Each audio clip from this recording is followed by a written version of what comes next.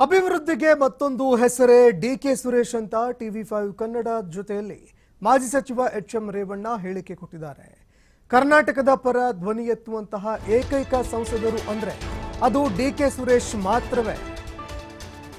ಇನ್ನುಳಿದಂತಹ ಸಂಸದರು ಮೌನವಾಗಿದ್ದಾರೆ.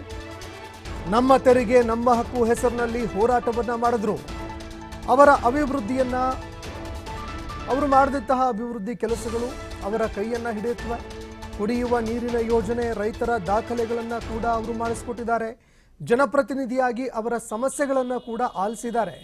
ರಾಜ್ಯದಲ್ಲಿ ಕಾಂಗ್ರೆಸ್ ಸರ್ಕಾರ ನುಡಿದಂತೆ ನಡೆದಿದೆ, ಆದರೆ ಬಿಜೆಪಿ ಭರವಸೆ ಕೊಟ್ಟು ಜನರನ್ನ ದಾರಿ ತಪ್ಪಿಸಿದೆ ಅಂತ ಕೇಂದ್ರ ಸರ್ಕಾರದ ವಿರುದ್ಧ ಎಚ್.ಎಂ. ರೇವಣ್ಣ ವಾಗ್ದಾಳಿ ನಡೆಸಿದ್ದಾರೆ. ಬೆಂಗಳೂರು ಗ್ರಾಮಾಂತರ ಕ್ಷೇತ್ರದ ಸಂಸದರ ಈಗಾಗಲೇ ಅಬ್ಬರದ ಪ್ರಚಾರವನ್ನು ಶುರು ಮಾಡಿರುವಂಥದ್ದು. ಅವರಿಗೆ ಸಾಕಷ್ಟು ಜನ ಸಾಥ್ ಕೊಟ್ಟಿದ್ದಾರೆ. ಅದರಲ್ಲಿ ಎಚ್.ಎಂ. ರೇವಣ್ಣ ಅವರು ಕೂಡ ನನ್ನ ಜೊತೆ ಇದ್ದಾರೆ. ಇವತ್ತು ಯಾವ ರೀತಿಯಾಗಿ ಪ್ರಚಾರ ನಡೀತಾ ಇದೆ ಅವ್ರನ್ನೇ ಮಾತಾಡ್ಸೋಣ. ಸರ್, ಇವತ್ತಿನ ಪ್ರಚಾರ ಹೇಗೆ ನಡೀತಿದೆ ಮತ್ತು ಇಲ್ಲಿನ ಜನರ ಪಲ್ಸ್ ಹೇಗಿದೆ? ಈ ಕ್ಷೇತ್ರದ ಲೋಕಸಭಾ ಸದಸ್ಯರು ರಾಜಶೇಖರನಿಂದ ಹಿಡಿದು ನಾನು ಬುದ್ಧಿ ಕಂಡಾಗ ಜಾಫರ್ ಶರೀಫ್ ಅವರ ಚುನಾವಣೆಯಿಂದ ನಾನು ಅಲ್ಲಿಂದ ಇಲ್ಲಿವರೆಗೂ ದೇವೇಗೌಡರು ಬಂದಿದ್ದಾರೆ, ಕುಮಾರಸ್ವಾಮಿ ಬಂದಿದ್ದಾರೆ, ಚಂದ್ರಶೇಖರ್ ಬಂದಿದ್ದಾರೆ. ಇವರೆಲ್ಲರಿಗಿಂತ ಮೀರಿ ಇವತ್ತು ನಮ್ಮ ಈ ಪ್ರಸ್ತುತ ಲೋಕಸಭಾ ಸದಸ್ಯರು ಮತ್ತು ಪ್ರಸ್ತುತ ಅಭ್ಯರ್ಥಿ ಚುನಾಯಿತನಾದ ದಿನದಿಂದಲೂ ಕೂಡ ತಾನು ಲೋಕಸಭಾ ಸದಸ್ಯ ಅನ್ನೋದನ್ನು ಬಿಟ್ಟು ನಾನೊಬ್ಬ ಪಂಚಾಯಿತಿಯ ಸದಸ್ಯರ ಜೊತೆಯಲ್ಲಿ ಗ್ರಾಮಗಳನ್ನು 10 ವರ್ಷದಲ್ಲಿ ಹೋಗದೇ ಇರೋ ಗ್ರಾಮನೇ ಇಲ್ಲ, ಪಂಚಾಯಿತಿಗಳು ಇಲ್ಲ ಅಂತ ಕಾರ್ಯಕ್ರಮವನ್ನು ಮಾಡಿ ಅವರಿಗೆ ಸಿಗಬೇಕಾದಂಥ ಏನು ಸರ್ಕಾರದ ಸವಲತ್ತುಗಳು ಮತ್ತು ಅದರ ಕ್ರಿಯೇಷನ್ಗಳು ಒಂದಷ್ಟು ಇವತ್ತು ಅವ್ರು ಮಾಡಿರ್ತಕ್ಕಂಥದ್ದು ಕುಡಿಯೋ ನೀರು, ಶುದ್ಧ ಕುಡಿಯೋ ನೀರಿನ ಘಟಕ ಅವರದ್ದು ಯೋಚನೆ. ಇವತ್ತಿನ ದಿವಸ ಹಳ್ಳಿಗೆ ಏನೇನು ಬೇಕು ಅನ್ನೋದನ್ನು ಕೂಡ ಸರ್ಕಾರದ ಕಡೆಯಿಂದ ಮಾಡಿಸ್ಕೊಡ್ತಕ್ಕಂಥದ್ದು. ಮತ್ತು ರೈತರಿಗೆ ಓಡಿ ಮತ್ತು ಖಾತೆ ಮಾಡಿಸೋದಕ್ಕೆ ಹೆಚ್ಚಿನ ಆದ್ಯತೆ ಕೊಡ್ತಕ್ಕಂಥದ್ದು. ಆರೋಗ್ಯದ ಬಗ್ಗೆ ಎಲ್ಲ ಸೌಕರ್ಯಗಳಿಗೆ ನೇರವಾಗಿ ಕೈಗೆ ಸಿಗುವಂಥ ಒಬ್ಬ ಲೋಕಸಭಾ ಸದಸ್ಯ ಇಡೀ ರಾಜ್ಯದಲ್ಲಿ ಯಾರಾಗ ಇದ್ದರೆ ಅದು ಸುರೇಶ್. 28 ಜನದಲ್ಲಿ ಕರ್ನಾಟಕದ ಬಗ್ಗೆ ಲೋಕಸಭೆಯಲ್ಲಿ ನಮ್ಮ ತೆರಿಗೆ ನಮ್ಮ ಹಕ್ಕು ಅಂತ ಹೇಳಿ ಪ್ರಾರಂಭ ಮಾಡಿದವರು ನಮ್ಮ ಸುರೇಶ್. ಎಲ್ಲವನ್ನು ಮನಗಂಡಾಗ ಜನಪ್ರತಿನಿಧಿಯಾಗಿ ಅಂತ ಕೆಲಸ ಮಾಡೋದನ್ನು ತೋರಿಸಿದರೆ ಜನಮನ್ನಣೆ ಸಿಕ್ಕಿದೆ, ಜನರ ಸಿಗುತ್ತೆ. ಬಿ ಜೆ ಪಿಯವರ ಅಭ್ಯರ್ಥಿ ಅವರು ಡಾಕ್ಟರ್ ಇರ್ಬೋದು, ಜನಸಾಮಾನ್ಯರಿಗೆ ಸಿಗುವಂಥವರೆಲ್ಲ ಜನಸಾಮಾನ್ಯ.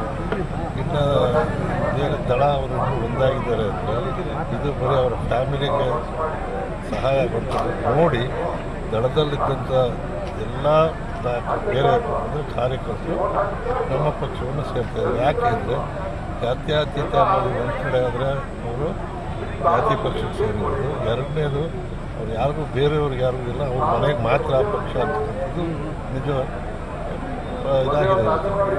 ಆದ್ದರಿಂದ ಕೋಲಾರನು ಏನಾದರೂ ಜನರಲ್ ಆಗಿದ್ದರೆ ಅವ್ರ ಮನೆಯವ್ರಿಗೆ ಕೊಟ್ಟು ಮಗ ಮೊಮ್ಮಗ ಇಲ್ಲಿ ನೋಡಿದ್ರೆ ಅವ್ರ ಕೈಲೇ ಬಿ ಫಾರಮ್ ಇತ್ತು, ಅವರು ಡಾಕ್ಟರ್ ಮಂಜುನಾಥ್ಗೆ ದಳದಲ್ಲೇ ಕೊಡಬೋದಾಯಿತು.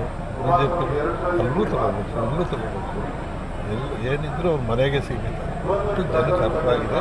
ಜನ ಸುರೇಶ್ ಅವರ ಕಾರ್ಯದಕ್ಷತೆ ಮತ್ತು ಸರ್ಕಾರದ ಗ್ಯಾರಂಟಿಗಳು ಮತ್ತು ಕಾಂಗ್ರೆಸ್ಸು ಯಾವತ್ತು ಅಧಿಕಾರಕ್ಕೆ ಬಂತು ಅಂದೆಲ್ಲ ಜನಪರ ಕಾರ್ಯಕ್ರಮ ದೇವರಾಜ ಸರ್ಕಾರದಿಂದ ಹಿಡಿದು ಇಲ್ಲಿವರೆಗೂ ಕೂಡ ಜನಪರ ಕಾರ್ಯಕ್ರಮ ಮಾಡಿರೋದ್ರಿಂದ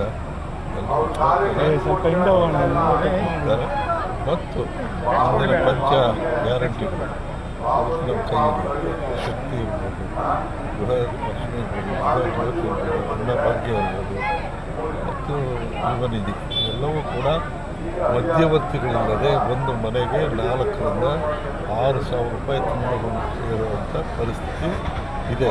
ಬಿ ಜೆ ಪಿಯವ್ರದ್ದು ಕನಸಿನಗೊಂಡು ಏನೂ ಇಲ್ಲ, ಬರೀ ಹೇಳಿದ್ದು ಒಂದೂ ಆಗಿಲ್ಲ. ನಮಗೂ ಕಣ್ಣು ಕಾಣ್ತಾ ಇದೆ, ಕೈ ಸಿಗ್ತಾಯಿದೆ. ಅವರ ಮನೆಗೆ 9 ತಿಂಗಳಲ್ಲಿ ಇಷ್ಟು ಕೋಟ್ಯಾಂತರ ರೂಪಾಯಿ 31,000 ಕೋಟಿ ಇವತ್ತು ಜನರಿಗೆ ತಲುಪಿದೆ ಕರ್ನಾಟಕದ ರೈತರಿಗೆ. ಮುಂದೆ ಇವ್ರು ನಿಲ್ಲಿಸ್ತಾರೆ ಅಂತ ಹೇಳ್ತಾರೆ ಬಿ ಜೆ ಪಿ ಹೊರಟರು.